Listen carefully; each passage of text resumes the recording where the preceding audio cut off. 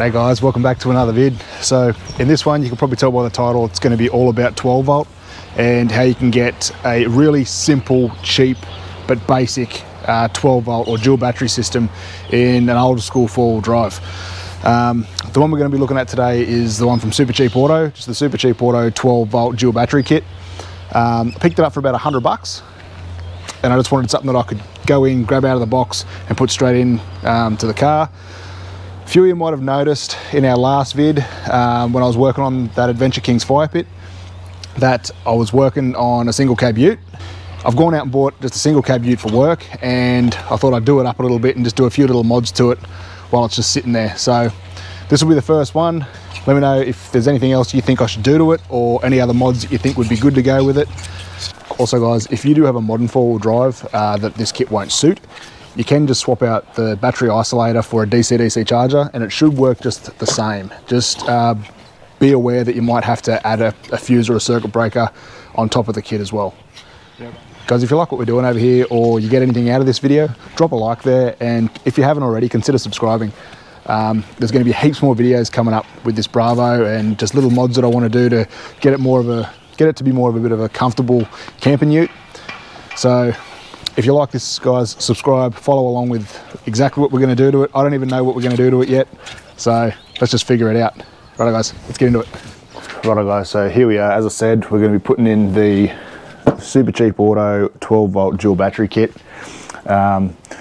Looks really easy to do, so I'll walk you through it. You can see I've already taken our start battery out. We've had to take that start battery out just to make some room for the isolator. So let's rip into it. I'll show you how we put this thing together and show you how we're running our cables. Alright guys, so you can see just here, all I'm doing, I've attached our cable into our smart battery isolator. So this is going to be the cable that goes back to the battery, our start battery, and from our battery isolator to our secondary battery will connect onto here. So I'll just get a rough measurement of how much cable to leave to run back to our crank battery. So this little cable here as well is just a negative, just an earthing cable or grounding cable for the isolator itself. So just make sure you don't clamp that in any of these. If you're going to put one of these in, make sure you try not to clamp that little earthing cable.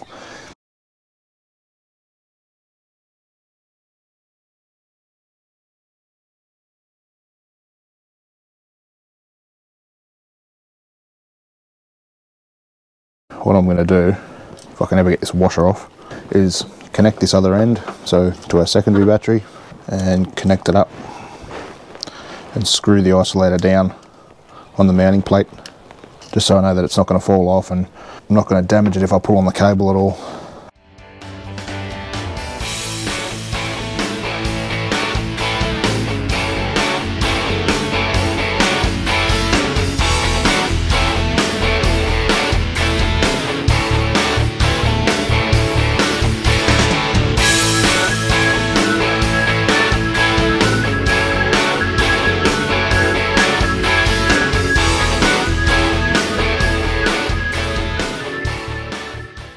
Alright guys, so now that you've got that secured, you'll like to start running your cable back to your rear battery or your secondary battery, wherever you're wanting to run it. So for us today, we're going to run the cable back across the radiator, down that side of the engine bay, down to the chassis and straight back to the tray. But let's get into it.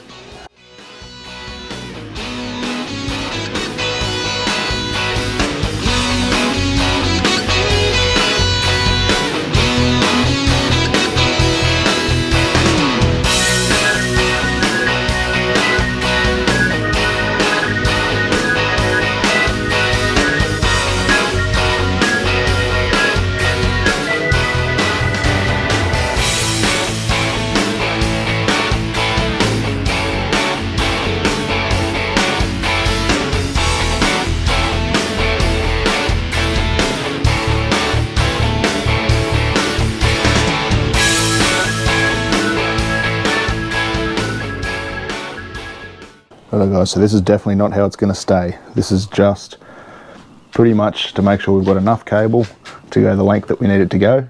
But that's pretty much the path that we're going to be following, and then running down to the chassis. Now, one of the most important things to remember when you are doing a cable run like this is to keep your cable away from heat and moving parts. So things like your exhaust manifold, your turbo, definitely things like your tail shaft. Keep your cable well away from things like that. I know it sounds stupid to say it, but it's happened before. People have definitely run a cable next to a fan or a tail shaft, and yeah, they've either lost their cable or the cable's stopped the car. Anyway guys, let's get back into it. Let's run this thing down the chassis and I'll show you where it's going to end up. Like I said guys, if you can get your hands on some better cable ties, it'll make this job a hell of a lot easier. So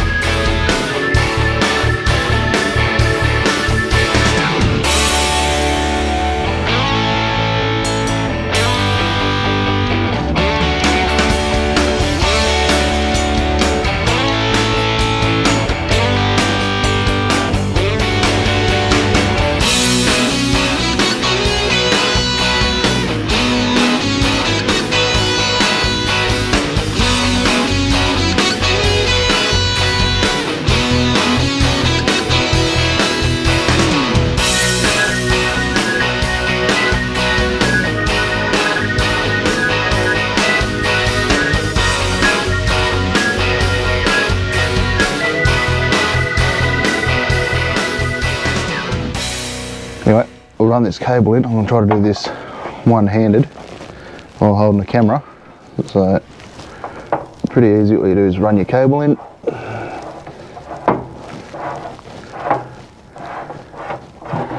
Like that. And tighten it up.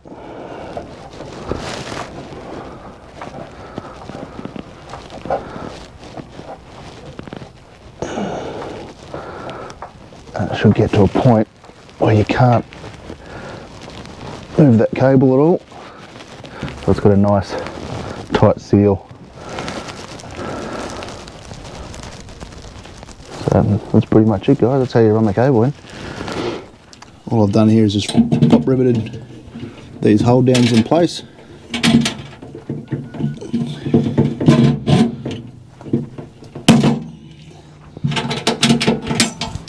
And there we go, solid as a rock.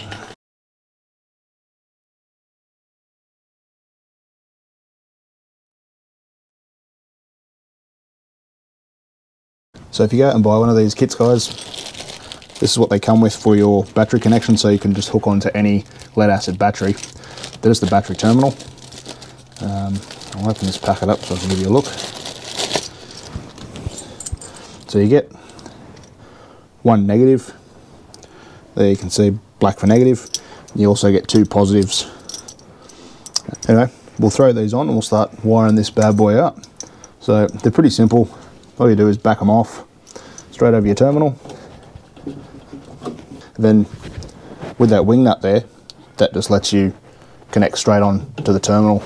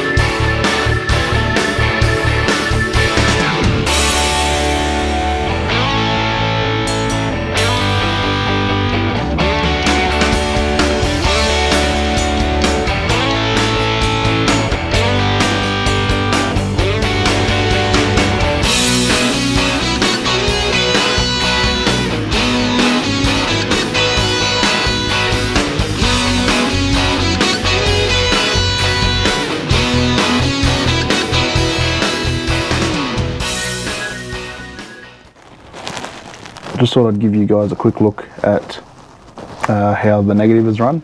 We've gone back out of the cable gland, run back down. I had just enough length to come back to the tray mount from the chassis. There's the chassis there, and here's the tray up here. So a couple more little tests, and I reckon that'll be a perfect ground back to the start battery. Now it's time to chuck the start battery back in and do a couple more little tests just to make sure this thing's running fine.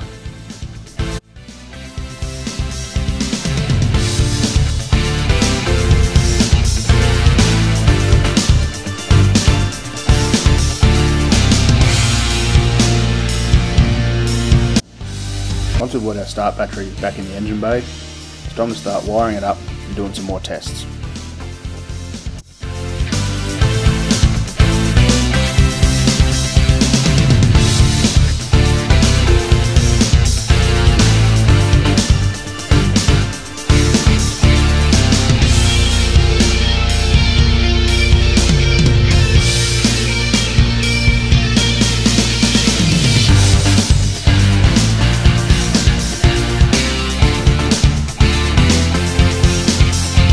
Right guys, so all the tests look good so far. So we're going to kick this thing over, test this battery, see what the alternator is going to put out, and then we'll test back to the secondary battery, see what's getting spat down there.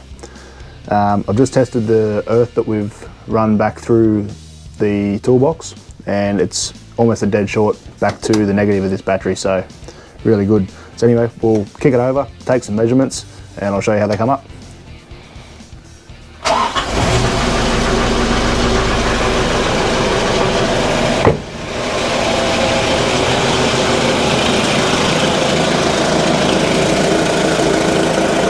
Alright guys, let's get some tests done.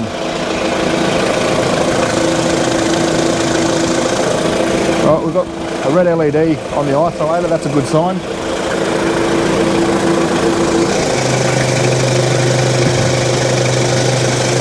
So, from the alternator we are getting 14.4 volts. Yep. The 14.4 coming off the alternator to the crank battery. We'll head round and check the second battery. Awesome, you guys can see that, no worries. Alright, let's have a look what we've got here. So I'm going across the actual terminals, not where the cables are wired to make sure that voltage is actually getting into the battery and not just the connections. Alright, so we've got 14.38 volts. Not bad at all. So she's definitely working and definitely charging. Alright, that is a good day.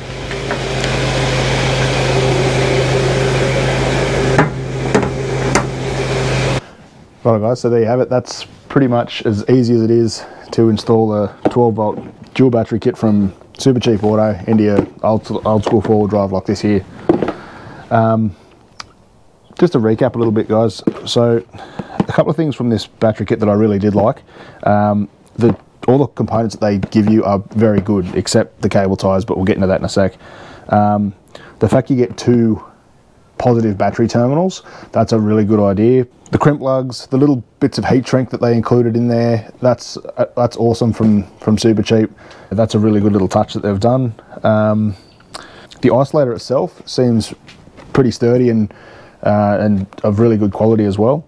The cable, great quality, but I think they gave you just enough. You know, they probably could have gone with 8 or maybe even 10 meters of cable, just in case, you know, people cut off a length a little bit too short. A couple of things I didn't like. So we've talked about it already, but the cable ties were useless. As soon as I opened the box, I knew that those cable ties weren't really gonna cut the mustard. So I just went with a couple of Cabac ones that I had in the back of the Prado. Used them, no worries whatsoever. So that's a big negative. Cable ties were useless. Another big concern that I have is there's no short circuit protection in this box. So in my opinion, they probably should have just thrown in an inline fuse or a MIDI fuse, but they haven't done that. I'm not 100% sure whether this isolator has short circuit protection inside of it, in its circuitry. I'm not sure, but I really hope it does, because I haven't included anything other than what was in the box in this install. But I'll have to have a bit more of a read into that later. But anyway guys, still a super easy job to do. It only took me about an hour and I was filming it. Give it a go if you've got an old style four-wheel drive. There's no need for DC-DC chargers or any of that expensive stuff that you see out there on YouTube or anywhere else. This will do you just fine. Anyway guys, if you like this sort of video, there's heaps more of the Bravo coming up in the future. Like I said when I introduced this car to you guys, there's heaps that I want to do to it. And it's going to be a bit of a project for us, but we'll see how we go. And we'll just play it all by ear, I think. I hope you liked the video. If you did, leave us a big like down there and hit that subscribe button. You've got no idea how much that helps us out. And if you've got any comments, questions, feedback, anything like that, leave it down there in the comment section and I'll get back to every single one of them. Anyway guys, till next time, get out and about. I'll see you in the next one. See you.